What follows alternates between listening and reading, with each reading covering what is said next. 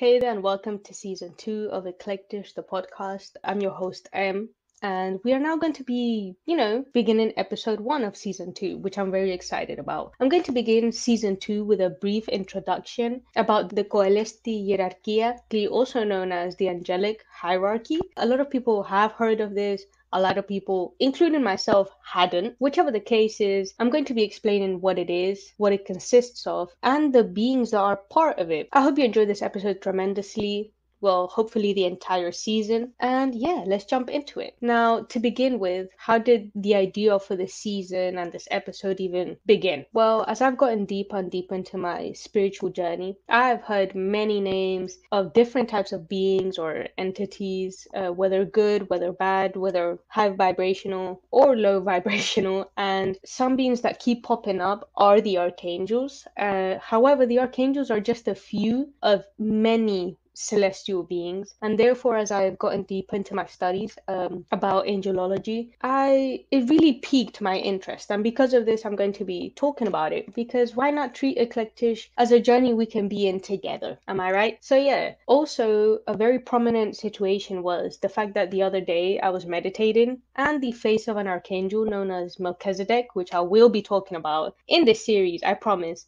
really stood out, and that's when the idea really sparked. I'm going to briefly touch angelology right now, and I will then be moving into the archangels as the protagonist of season 2.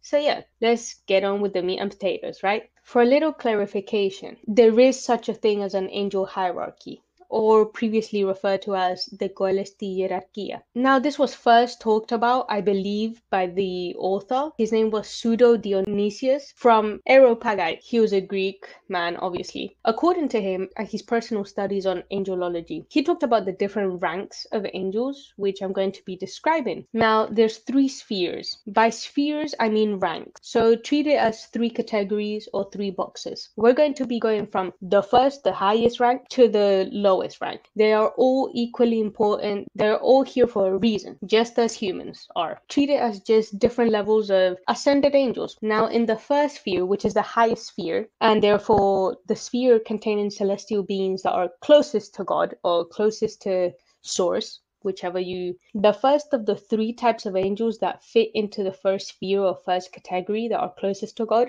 are the seraphim. If talked about in singular form, the seraph. Now, seraphim or seraph literally translates to burning ones. These angels in particular are constantly consumed by flames. Their role in this hierarchy is to serve and be the caretakers of God's throne, basically his right-hand men and women or beings. They are majestic beings of 6 wings, hands, or voices when in the presence of God. Now, in art or throughout history, they have also often been depicted as using a pair of wings to cover their face, another pair to cover their feet, and the remaining pair basically to fly, right? Transport themselves. Particularly in Renaissance art, they are also painted with a red aura to show them being continuously engulfed by fire. Why would they be, practicing self-torture, if you will? Mainly it's for the purpose of constant self-nullification in order to get rid of the ego constantly. You can't really have an ego if you're that close to source.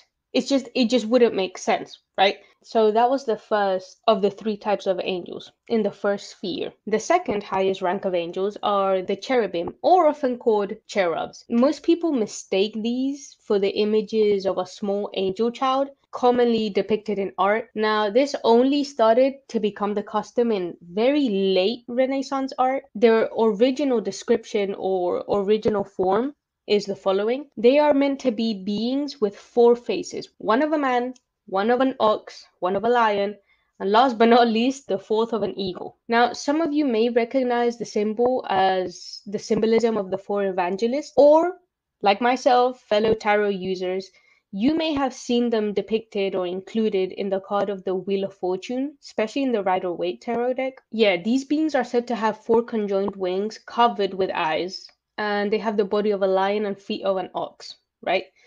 Their purpose is to guard the way or the path to the tree of life, which is located in the famous Garden of Eden and the throne of God. Talking about thrones, let's get into the third type of angels in the first sphere. These are named the thrones or Ophanim or Galligan. These particular beings, as the name suggests, they inherently just carry the throne of the Lord, or they essentially become it. So they are the throne which upon God sits. They are beings of peace and devotion. In some scriptures, they are also described as the chariots of the Lord, and the cherubs, which were the previously mentioned ones, they drive and carry them. Some people also depict them as wise old men or a circle of very old souls. And the most famous, I guess you could say, or the most common depiction in art that I found of them, they are depicted as wheels with many eyes, which is quite creepy, to say the least. When you see the art, it just kind of takes you aback, because that's not the first image that you get in your head of an angel, but we will talk about that later. And when I say wheel, I quite literally mean a wheel,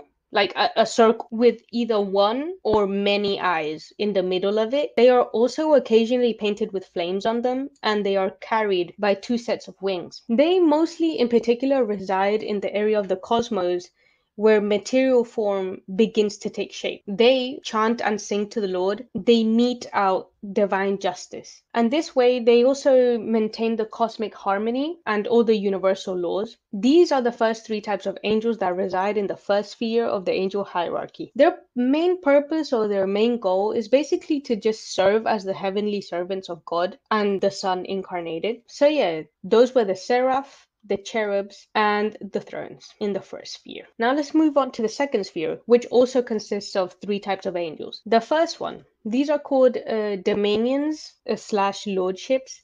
These angels work in regulating and organizing the duties of other lower angels. These angels don't often show themselves or materialize in front of humans, yet they are the personification of what we view as angels.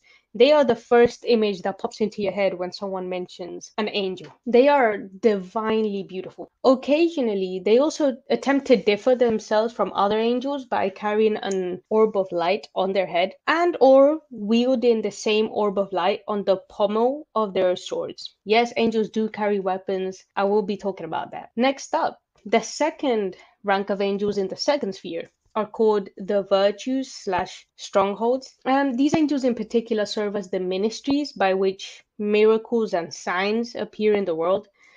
Some people also claim that they may also have powers over the elements. They are essentially the filter between, celestial grace or blessings or miracles and signs, and they act as a net by which these are sent through into the 3D world. Or now, the third and last type of angel from the second sphere are what we call powers or authorities, right?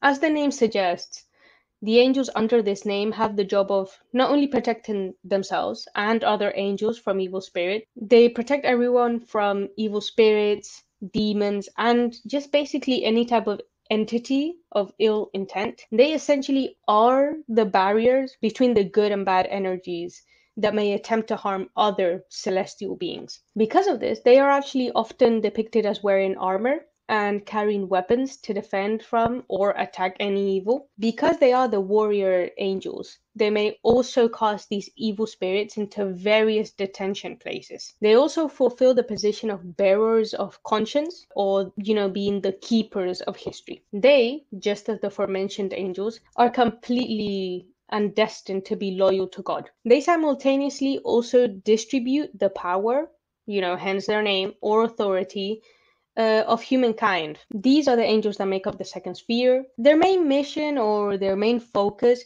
is to just be or act as the heavenly governors of the creation. They do this by subjecting matter, offering guidance, and ruling spirits. Now, last but not least, we're getting into the final third sphere. The celestial beings working in the third sphere are there to function as heavenly guides, protectors, and messengers to humankind. The first of these are what we call principalities slash rulers slash princedoms. These are the angels that not only guide but also protect nations, groups of people, and institutions such as the church. They preside over bands of angels and charge them with fulfilling their duties and divine ministry. right? So they're the organizers, basically. They either administer or they may also assist. So they often wear a crown and a scepter, like many kings and queens and also the Pope. They are also the bearers of blessings in the material world when ordered by higher or upper sphere angels. Because they oversee groups of people, though, they are also often responsible with educating and guarding the earth realm. They are also responsible for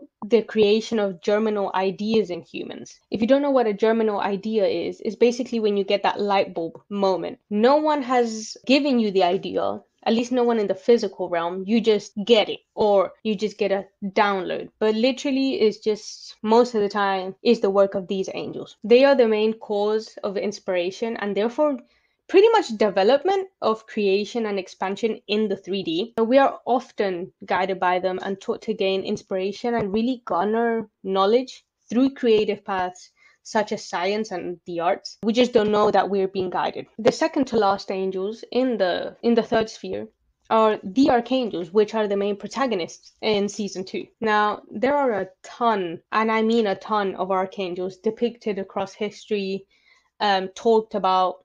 However, the first mentioned was none other than the Saint Archangel Michael in the book of Daniel. However, he's also a part of the 7 to 8 main archangels mentioned in the book of Enoch, which I would love to explore soon as well. They are the chief guardian angels of nations and countries and are really concerned with the issues and events happening at the moment surrounding these, including politics, military matters, commerce, and trade, which we're going to be exploring throughout the season. So, yeah, I'm not going to spoil it right now. And now, last but certainly not least, come the angels. These are the most commonly known or talked about. They are the closest celestial beings to humans, right?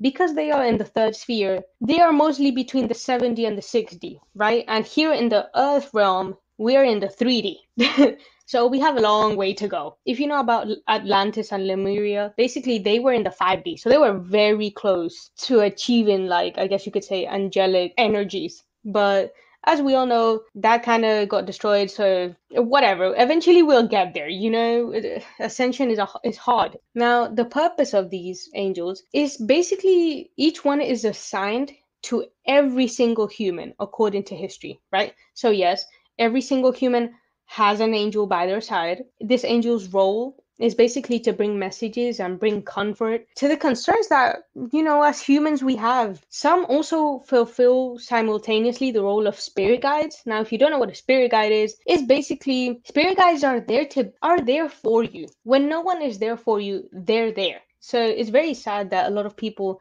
don't even know how can they work with them. So I would definitely research about spirit guides. We all have one.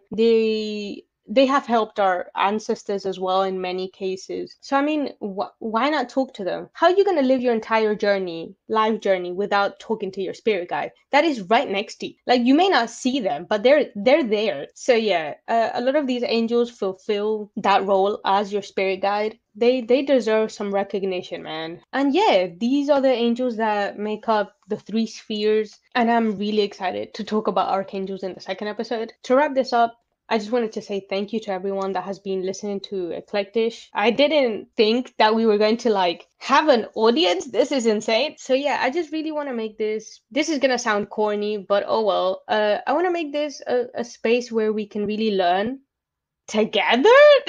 I sound like a teacher, no. But yeah, I want to make it like a high vibrational space where we can share, deep knowledge, or at least that's what my intention is. I have now finally. So yeah, if you have any type of suggestions or ideas, maybe you just want to rant, go ahead. I would recommend either sending it through Anchor, or you might as well, if you want to comment somewhere else. We are on every single platform pretty much. We're on Twitter, we're on Instagram, we're on Facebook, we're on Spotify, we're everywhere, right? So just search Eclectish and it'll pop up. Thank you ever so much for listening. Sending you loads of love and blessings on the weeks ahead. Greetings from all the way over here in Chile. Goodbye.